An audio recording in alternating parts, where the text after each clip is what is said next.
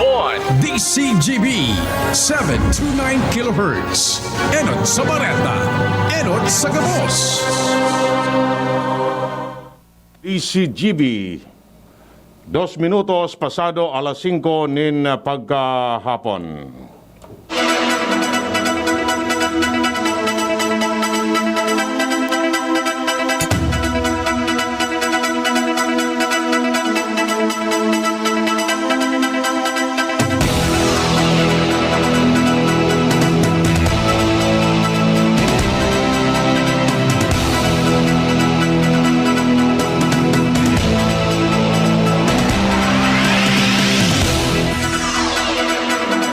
Maray na hapon mga tugang oya po ang mga bareta ngunyan para sa agadigdi sa Radio DZGB.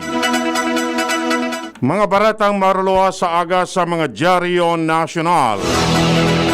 Enot sa PBN DZGB. Sa mga bareta ngunyan para sa aga. Kami po ginarayaan sa indong magiging tagapagbareta. Ako po si Francia may Borras. Ako mo po si Edwin Peralta.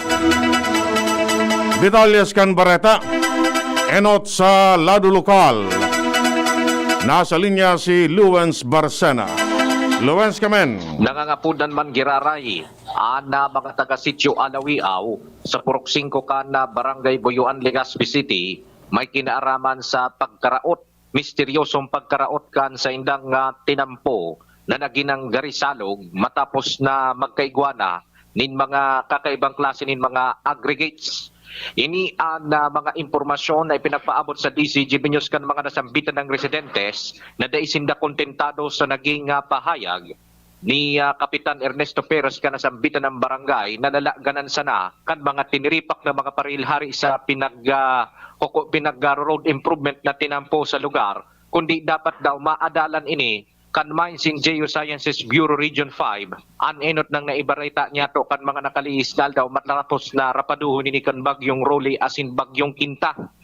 Takong sa lugar ilingon ang dating tinampo pinag-akadana asin nagkawarra sa mga nagkakapira mga parte asin puro sa mga magapo, puros mga boulder asin mga baybay. Kung kaya ang mga residentes na hadit kan sa indang kaligtasan asin kung ano ang gigibuhon sa inda kung kinakaipuhan sinda na mag-relocate dahil ang tatampi sinda sa nasambitan ng tinampo. Kan mga nakalihis na panahon ang nasambitan ng sityo Alawiaw, iyo ini na tinampo na magkukonektar sa sityo Tinago dyan sa may 7 sa durong kana Purok 3 asin mabalda di sa may Purok 5 sakod sa may Purok 6. Alaga dahilan ka na siring na bagay na putol ini asin padiit-diit naman na pinagkakao ng itaas na parte na iyo man ang nangyari kan mga nakaliis na aldaw. Kung kaya susog sa mga residentes, nagaagad sindanin tabang sa mga kinaukulan o kaya sa otoridad na dapat pag-adalan ni Marhay at ibaad no pag-abot kan panahon bako sa nang araw kay ni ang mangyari kundi ugaring magturupad o kaya magkaturupag asin na maging pangpang ang nasambitan ng lugar na magpapadelinkwente sa sainda. Mga dagdag na bareta, ako po si Luwens Barsena. Miyaras tanto si Jimmy na salita may dagdagman na istorya. Jim kamen. Nagpapo naman na magkakuro man sanggunang bayan kan Pulangi konsain kaso bago aldaw kan regular na sesyon. Alagad nagkapirang konsyel sa naman ano minabot mayorya absent. Manunotaran haros siribot-sibot na ang mga opisyalis lokal sa pag-iskusar kan mga aktibidades ninda sa Buro Barangay. Mantang dahil masabutan sa pagranikan election period kung ini mas lalong maglalala sa ibong kan medyo mahiro na ana politika digdi sa Pulangi na namamalisyan ngunyan pasanaman asin harayo pangani an eleksyon alagad talagang dakol na ana mga aktibidades pambarangay kana mga may plano sa politika. Mga dagdag na bareta, Jimmy na salita, DZGB News. Detalles yung bareta sa lado nasyonal. Nagpipirit ng GAD ang Department of Interior and Local Government sa sendang aviso sa publiko na maggamit ng GAD nin face mask maski nasa laogan harong kasunod kang padagos na pagdakol kan kaso ng COVID-19 sa nasyon. Sinabi ni DILG Undersecretary asin spokesperson Jonathan Malaya na ang mga tao na nagpalyar na obserbaran ang health protocol kung malawas sa arong dapat ikonsiderar ang paggamit ng face mask sa harong tanganing maprabintaran ang ibang miyembros kan pamilya na makakuan in COVID-19 infection. Apera sa DILG, hinagad man kan Department of Health sa publiko na magamit ng face mask maski nasa laog kan harong. Mapapano sa Abril ang kapasidad kan mga ospital sa Metro Manila kung daing gigibuhon na lakdang ang gobyerno para mapugolan ang paglobo kan kaso ng COVID-19. Sa report kan Octa Research Group, ang presenting pre-production number nasa 1.9 na gustong sabihon ang sarong COVID-19 positive na individual kayang ulakitan ang duwa pang tawo. Posibleng malula ang mga hospital facilities as in medical frontliners sa kadakol na kaso sa mga masunod na simana. Sinabi pa na namamatean na case surge ngunyan sa National Capital Region o NCR nasa critical juncture. Kaya importanteng may pigigibong drastic measures ang gobyerno para mapugolan ang pag-itaas pa kan kaso. Sa estimate kan Octa Research, ang hospitalization rate nasa 11% mantang ang mortality rate nasa 18%. Mientras tanto, inako kan Department of Interior and Local Government na ang tamang contact tracing ratio talagang imposible para makamtan kasunod kan padagos na pagdakol kan kaso ng COVID-19 sa nasyon. Sinabi ni DILG Undersecretary Jonathan Malaya na ang ideal contact tracing ratio iyo an 1:30 na difficile in marahay makamtan. Idinugang pa man niya na difficile mangyari ang pagsasabi ni Alcalde Benjamin Magalong kan Baguio City na iyo man ang napili bilang contact tracing SAR. Piglinaw kan Malacanang na ang bagong ipinapautob na General Community Quarantine o GCQ bubble. Bako sarong hard lockdown dahil mantinido pa man giraray na bukas ang ekonomiya pero limitado ang hiro kan mga tawo.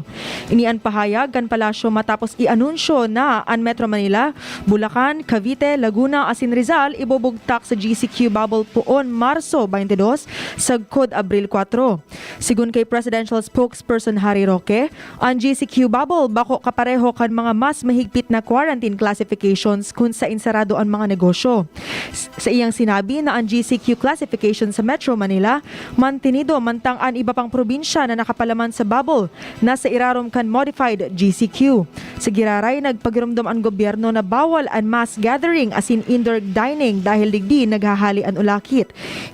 Hinagad man kan palasyo ang mga kumpanya as in negosyo na magpautob nin work from home arrangement. Ang lakdang na ini kan gobyerno may kamauta na mapugolan ang paglala pa kan pag-itaas kan kaso nin COVID-19 sa nasyon.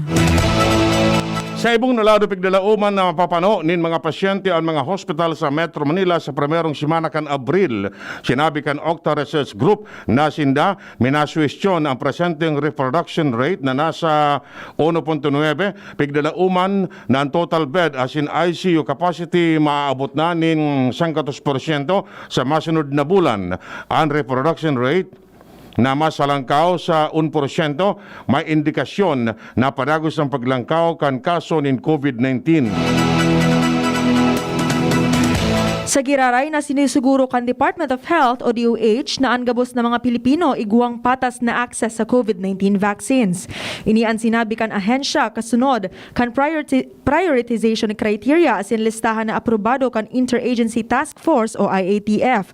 Na pag-araman na naglakop an sarong unofficial draft kan administrative order kan DOH kung sa inakapalaman ang nagkapirang draft implementing rules and regulations o IRR kan Republic Act number 11525 o COVID-19 vaccination law.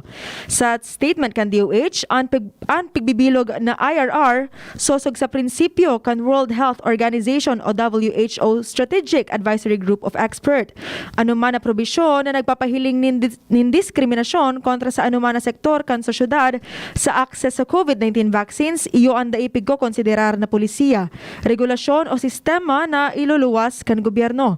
Ang laog kan draft IRR base sa mga rekomendasyon gikan sa maniba-ibang stakeholders. Ang DOH as in mga ahensyang minakumpuesto sa vaccine cluster kan National Task Force Against COVID-19 o NTF nasa proseso pa kan pagbilog nin mga probisyon.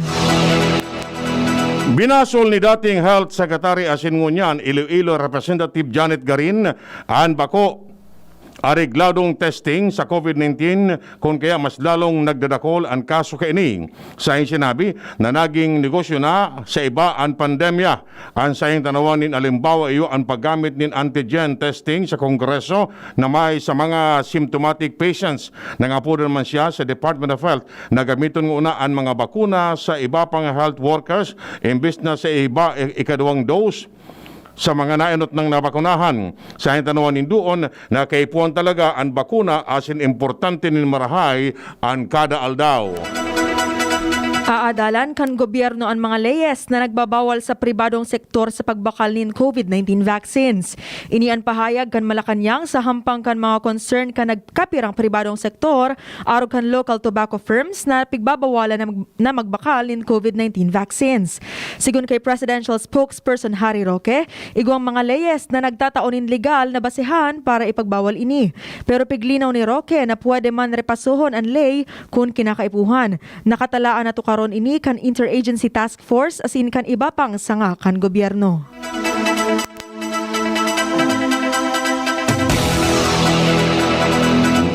Mientras tanto, iba pang detalles kan Bareta sa lado nasyonal. Binalaganin da Senate President Tito Soto asin Senador Amy Marcos ang pagbabawal kan gobyerno sa mga pribadong sektor na magbakalmanin bakuna kontra sa COVID-19 para sa indang mga empleyado. Ini matapos indang makaresibin in draft policy hali sa ibang manufacturers. Sinabi ni Marcos na para sa iya, dahil ini pwede. Nagpatanid man si Soto sa Department of Health na may gigibon man sindang lakdang. Enot kani sinabi ni Foreign Affairs Secretary Ted Boy Locsin na pinagulan an all o kaya an Filipino-Chinese Chamber of Commerce in Industry na magbakal nin sa diring bakuna. Nagpatanid si Senate President Pro Tempore Ralph Recto sa pagpilay sa COVID-19 vaccination program asin pagsabotahe sa public-private vaccination partnership. Sigun kay Recto, ini kun madadagos ang plano kan Department of Health o DOH as si National Task Force o NTF against COVID-19 na ulangon nagkapirang pribadong kumpanya na mabakalin COVID-19 vaccines. Tinaawanin doon ni Recto na wala man na probisyon sa COVID-19 vaccination program of 2021 na nagtutugot sa gustong mangyari kan DOH as in NTF. Rason pa ni Recto na ribo-ribong obrero kanasabing mga kumpanya kaipuhan nindang bakunahan para maproteksyonan kontra sa virus.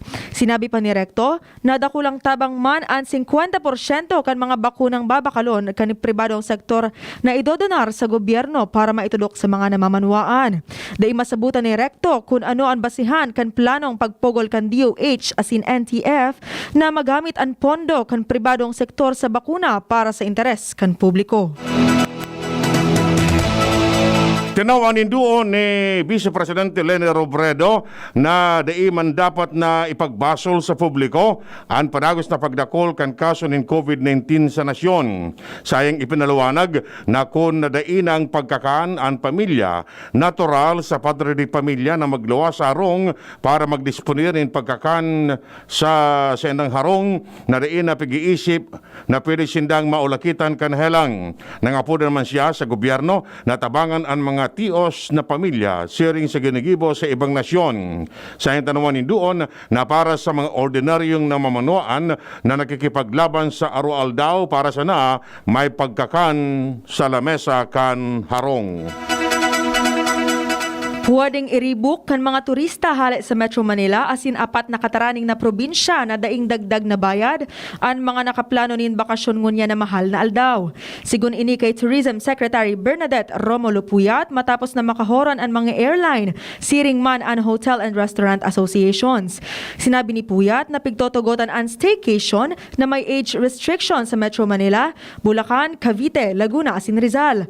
Makamundo man sigun sa iya na pabuelo na ang ekonomiya lalo na tama Semana Santa. Asin dakol an mahali pero padagos ang pag-itaas kan kaso nin coronavirus disease 2019 o COVID-19 kaya marhay na pagbigyan na sana ang mga doktor asin health experts sa pigahagad na time out. Nagsuwestyon si Vice Presidente Lene Robredo na ang massive testing, contact tracing, asin isolation dapat gibuhon kung ang mga otoridad mag-imponer ng granular community quarantine mantang ang kaso kan COVID-19 sa nasyon mas lalong nagdadakol. Nangapudan man siya na magkaiguan ng stimulus package para sa mga grabing tinamaan kan pandemya. Dinugang pa ni Robredo na kulang pa ang enot ng itinaong ayuda kan gobyerno sa mga namamanuaan. Sinabi niya na siya nagdalaom na dadagogon man siya kan gobyerno.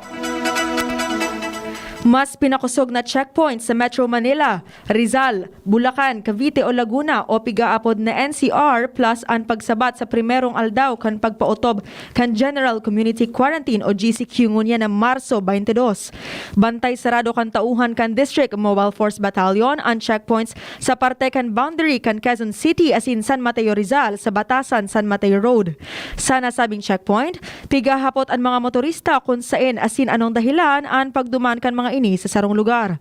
Kinakaipuhan man na magpresentar ang mga maaging motorista kan sa indang mga ID kung sinda malaog sa trabaho. Nakalatag naman ang checkpoint sa boundary kan Marikina asin San Mateo. Pigtitikitan man ang mga motoristang nagbabayular sa ordinansa. Mantang maski da ikaibahan sa GCQ bubble, may piglansar man at checkpoint sa boundary kan Kalumpit, Bulacan asin kan Apalit, Pampanga para sa mga motoristang malaog sa probinsya. Magigiromdoman na ipinairarom ni President Rodrigo Duterte ang mga nasabing lugar sa GCQ bubble dahil sa pag-itaas kan kaso ng COVID-19 poon Marso 22 sagkod Abril 4, 2021. Meron na iba pang detalles kan Bareta. Tinawanin doon ni Sergio Luis Ortiz o Sergio Ortiz Luis, Presidente kan Employers Confederation of the Philippines na magkakatabang man sa gobyerno ang pagtugot kani sa mga pribadong kompanya na makabakal nin sa diring COVID-19 vaccine para sa senda mga empleyado. Sa sinabi na dalan sa pagbakal kan pribadong sektor dahil na magastos ang gobyerno para mabakunahan ang mga obreros ninda.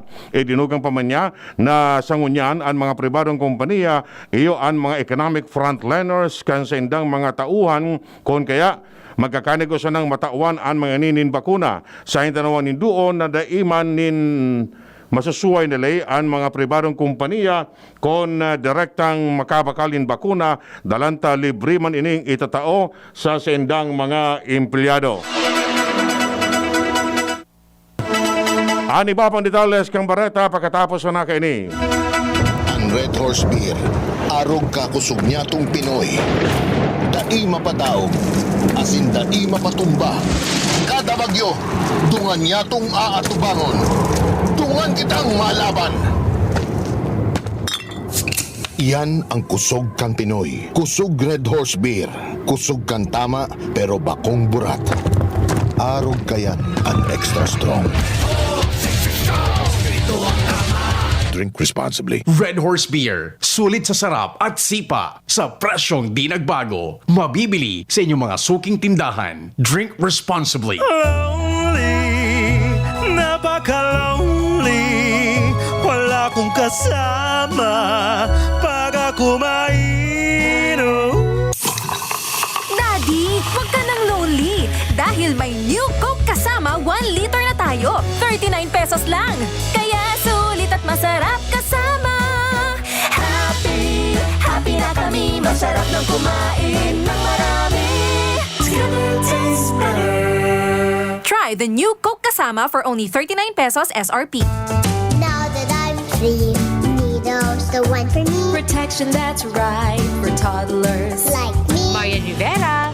and Zia. Simula naging toddler si Zia, mahilig mag-discover at mas independent na siya. Kaya dapat, Nido 3 Plus for me. Mas pinahusay pa ng NutriTods program. Siksik sa nutrients for digestion, brain at protection. Specially made for toddlers. Look at me, Mom. You're my number one. Choose Nido 3 Plus. Nido 3 Plus. Todo Protect, your 3 Plus toddler with Nido 3 Plus. Todo sa proteksyon and sustansya sa presyong di todo. Nido 3 Plus yan. Nasa kamay mo ang kalusugan at kaligtasan ng mga alaga mo. Paalalang hatid ng Microban GT at Pigrolac.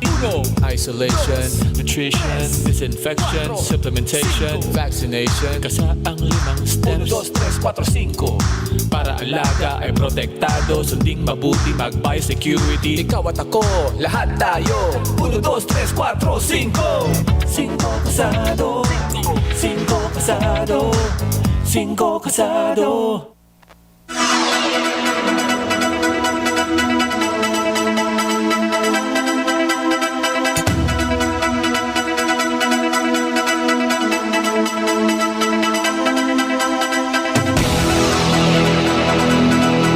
Iba pang detalles kan Bareta sa Lado Nacional.